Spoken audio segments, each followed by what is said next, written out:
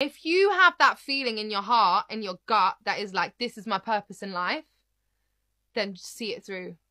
Because have you ever seen that? There's like a meme on Instagram that I always see and I absolutely love it. It's like a guy like digging for diamonds, and then you can see, you know, they've like cut like a hot, you know, they've taken a picture of it, and we can see that the digger can't see that he's about to stumble on the biggest diamond, and he puts his axe down and turns away because he's had enough digging.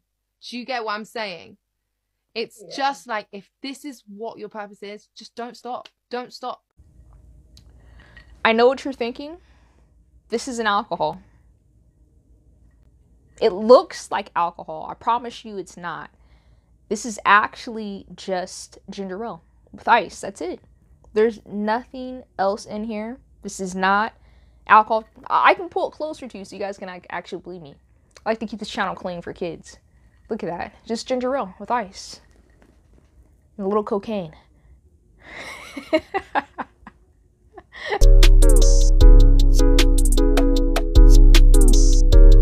Before we jump into the video topic, I just wanted to show you guys some stuff. Want to support me? You can most definitely buy some of my books. Let me put my ginger ale down. You guys don't know, I'm an author. I write books.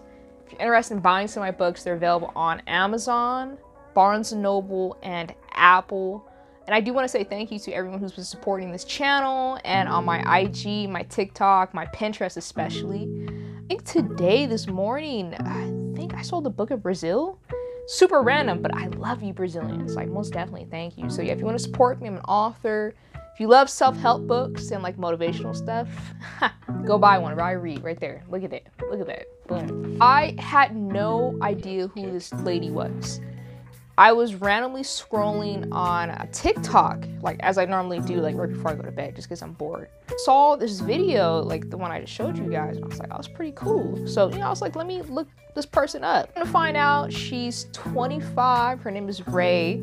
She's a singer, songwriter, which is like super impressive. And like, I can't remember what video I scrolled past hers, but I found out she's been writing songs for like Beyonce, and for, what's her name? Anita, Girl from Rio. That song was on my replay last year. I swear to you, I was like, yo, I gotta go to Rio. Like, this is me. Like, everyone's my skin color. We all look the same.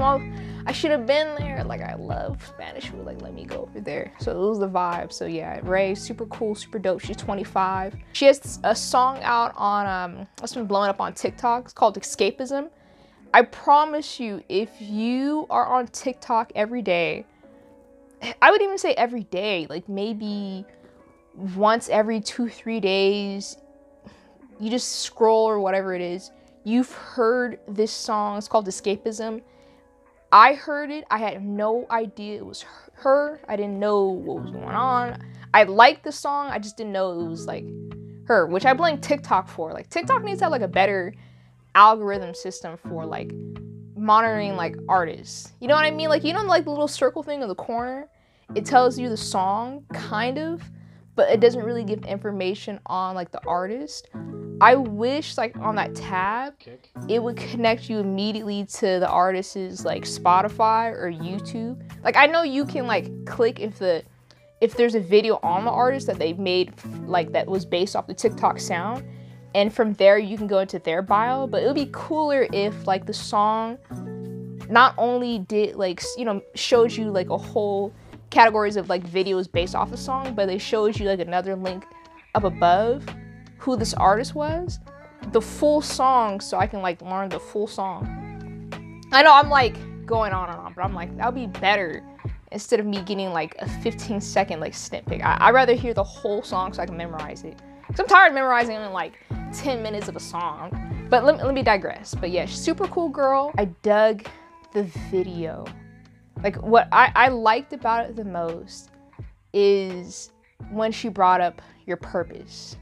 And that's kind of what I want to talk about like today. When you find your purpose, if you're lucky enough to find it, and I believe that we all have something great in us that's either waiting to be discovered or we're aware of it, we are choosing not to go after it. And it could be for like a plethora of reasons. It could be that we want to work the typical 9-to-5 job, or maybe our partner, our spouse might not like us giving up our career, our comfortable career, us making like $50,000, $60,000, $70,000 a year for something that's completely unknown. Because that's what it is when you have a dream or goals or aspirations or something bigger than you that you want to do. It's really is unknown because you don't know what's gonna happen.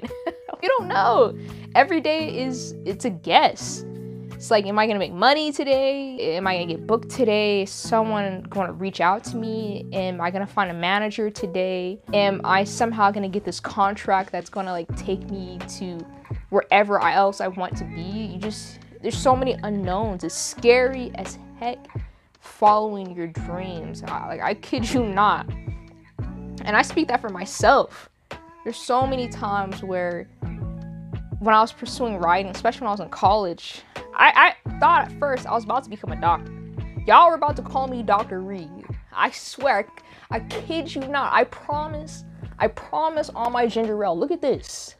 Look at this. Look how refreshing that is. It's so good. I promise on my ginger ale I was about to become a doctor. A like nutritionist, dietitian, somebody, and I wanted to help kids and adults who were like suffering from like anorexia and like people who, you know, needed to be on really good diets, people who had diseases. Like that was like, hey, I was gonna go into that because I figured it was the safer bet for me to do, something that would look great, especially around my friends, my family. I wouldn't be rich, because dietitians don't make a lot of money. They make okay money depending on how high you go up, especially with your degrees, like bachelor's degree and master's and doctorates, and where you specialize in, you can make some money. But I just figured like this would be comfortable. I can have a life off this, kind of not ball out like how I like to do. But balling out for me is like go to Wingstop and I have no worries. Hey, add on an extra ranch. Don't worry about it. Hey, don't worry about it. I got you. No, go ahead. Add on one more. Don't even worry about it. Huh? Boneless or wings? Give me both. Don't even worry about it. I got it. Oh, don't worry. I'm paying. That's like my version. I'm like balling out. But yeah, it's comfortable. That's how I thought about like the career thing. But when you do follow your purpose, you are jumping out into an ocean. You're building your own island. How scary is that? Walking into this deep, unknown water. You can't see anything at the bottom because there's nothing there for you to like stand on. You're utterly alone. Y'all seen the movie Castaway with Tom Hanks and that ball? Yeah, that ball was like his Wilson. There you go. I'm trying to think about what the ball's name was. Wilson. Yeah, it's just like that. You're by yourself and you're building your own island. You're convincing people like, hey, this island is good. It's safe. It's not all the way together, but come over here. Come on. Like, listen to my song. That's what it is. It's like, listen to my song, please. Buy my book. Hey, you need to go buy my book. Go buy my book. Come on. Support me. Buy my sweater. It's so wild. It's so scary. You are crazy enough to go after your passion, to start that YouTube channel, to create a band, which I would love to see more bands come out this year because we need that. Like, where's all the Backstreet Boys? Like, I want some groups put together, like, especially in America. I would love to see that. But yeah, we need that. We need more designers. We need more people to you know, go dive into their creativity. You know what I'm saying? So we need that support. But if you do choose to do that, it's scary. And I love how Raye connected it to, I've never seen that meme or whatever she said, like the video of someone digging for a diamond. I'm gonna look for it, I promise you. Once I'm done making this video, editing tonight, drinking this ginger ale, and getting another cup, I swear to you, it's just ginger ale. Like, I'm gonna look for this video of this guy like mining for a diamond and like stopping like right before he hits it. You know what I mean? But I'm gonna look for that. But I love that analogy because that's what it is. And you decide to go, hey, I'm gonna go after this dream, this passion. I'm gonna start at TikTok. I'm going to start posting videos. Once you get into the race, you find out how hard it is creating a breakthrough. It's so freaking hard because in the beginning of your journey, you're out here alone, you're on this island. Like I said, you're building this island, you're putting things together. You got like a tiki bar, it's not only put together, you're trying to get staff. It's looking kind of rough. Trying to convince people to join you and come here day in and day out. That mess is tiring. I don't care what anybody says. If you're an entrepreneur, you know what I mean. That first, it depends on like what field you're in or how long it takes you to course correct. It took me about, I'm trying to think, I started writing books like and selling them for real, like at 23, but I began writing at 22. I'm in my late 20s now, so it took me like 7-8 years to finally get to a point where I can actually start selling books and marketing myself. But it took me 7-8 years. Depending on you and wherever you're at in your life, it could take you like 5 years to finally hit your breakthrough. It could take you 2 years. Some people, it could take them like 20 years to finally start making income, finally to start impacting on people's life, finally to start blowing up and living out this dream they've had in their head. But after so much rejection, it's the rejection that hurts the most. It's the rejection that hurts you to the core. And I know the feeling. I remember sitting in my mom's old house many years ago. My life looked a little bit different, but I remember sending out queries. Because if you're an author, how you get a book publishing contract is you query an agent. So you have to query this random person, work for like a agency or whatever, like a book agency, right? Query this agent. And all query is you talking about what your book is, like the synopsis, who you are. Nowadays, they want your social media numbers, and you'll ask them like, hey, will you be the right fit for me to represent my book? You're looking for someone to represent your book. You're lucky if you can find an agent, and it takes forever, I swear to you. These agents are overworked. They don't get paid unless they get like a contract from a publishing company. Busy, hard spotting talent. Because it's really, I'm trying to think of the right word. It's selective. It's based off of your own taste. You can have the greatest book in the world, but only the right agent will appreciate it. If you catch my drift. So you have to find this right agent. Agent will have to pitch your book to a publishing company. The publishing company likes you, likes your agent, likes your book, likes your story, believes that this book is marketable, can sell, can make a profit. They will then sign you to a book deal, and that's like how the whole process kind of works. I remember going through this process of me sending out these like queries to like agents from here to the UK to Mexico. I was desperate. I was like messaging like agents in like, where was it the furthest I went? I think it was like Australia. Like I was really just going like, yeah, I'll be the J.K. Rowling of Australia, and I've never been there. I was a mess. But I couldn't find an agent to save my life. The rejection is what killed me the most. That mess hurt like heck. But that's the same thing as you mining for your dreams. You're mining, you're digging, you're dealing with being lonely. It's so lonely being an entrepreneur and being an artist and being a creative or a leader. Because there's no one in front of you to lead the way. You're leading the way for yourself. And like people will look at you, and if you make it, they'll follow you. But you gotta step out by yourself. You gotta go into the forest. You gotta go into that dark cave by yourself. There ain't no flashlight there. You gotta go find it. Like, it's crazy, the whole process. A lot of people never reach the success or even get a taste of it because the minute they start digging for like a couple years, don't see results. You don't see anyone following you. You're not blowing up. You've been doing this year in and year out. People who've like stood with you, they've been watching you for years, and even they're going, yeah, you're not gonna make it. You're gonna be here next year. And are they going to realize that this isn't meant for them? And like, you have those people around you just talking and pushing you down, and the negativity sets in, especially if you got to work a normal job and people know that you want to do this thing, and them seeing you. So all these outside forces, and including yourself, artists, we are so hard on ourselves. We don't look at ourselves clearly. We don't look at how wonderful, and we don't appreciate our talent. We are so skeptical about it. We're so hard, and we crunch ourselves down so much, so freaking much, that we don't even see ourselves clearly. So after years and years of just digging and plying through, and you're tired and you're exhausted, and as you age, you know, as you get into your 30s, you get past 30s, you get to your 40s and 50s, and people are just looking at you, you eventually just give up. You just go, you know, I can't do this anymore. I cannot live this lifestyle. It's just not for me. And just like she said in the video, people are like mining for that diamond.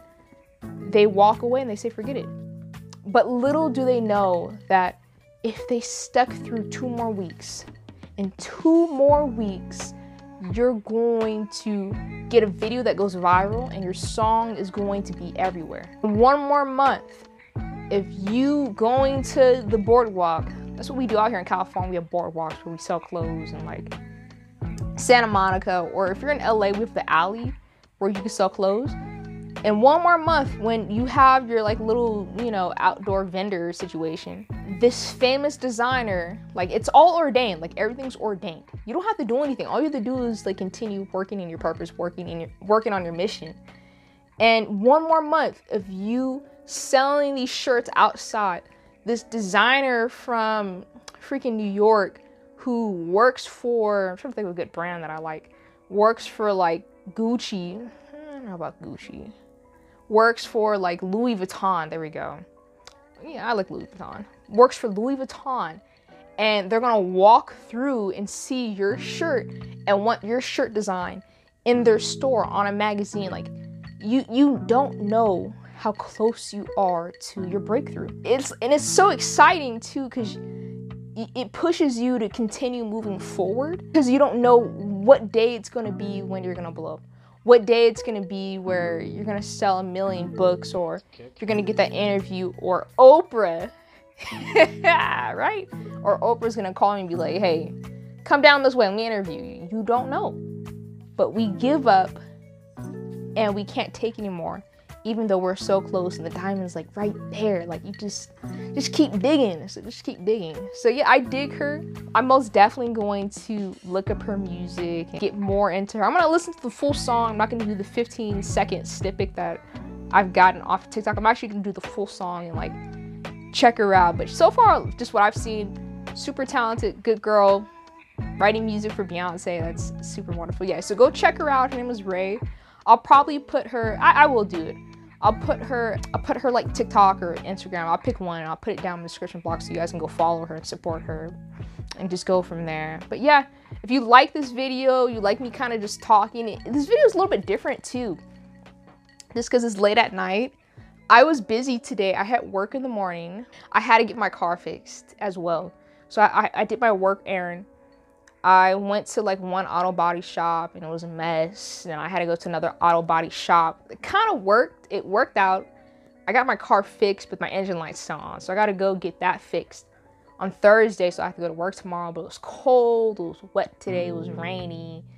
You know, it's Martin Luther King Day. I'm trying to sit home and maybe watch some Selma. I'm trying to get into the vibe. I'm not trying to go outside though, but you know what I mean? So I had a lot going on, and I was like, should I film? I was like, I'm a little bit tired. But I was like, no. I made this commitment that the second week in January, I would begin like filming and posting on YouTube. So I'm gonna hold myself to that commitment. Not like every week, but I'm gonna try to pump out a video once in a while. Like, this is more on this channel. Make sure you subscribe.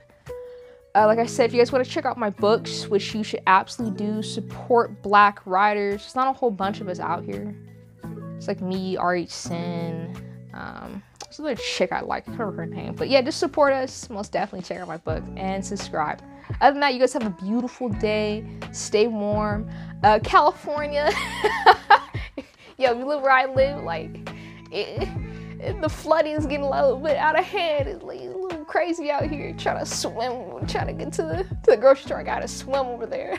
I think I was in Santa Clarita. Like, last week, I was like, yo. I was like, y'all need to pray for Noah. It's so bad. Like, it's dangerous out here. But I was like, man, like, let me go back to where I live, where it's like, we're a little bit higher on the hill. It's crazy. But you guys stay safe out there and stay dry.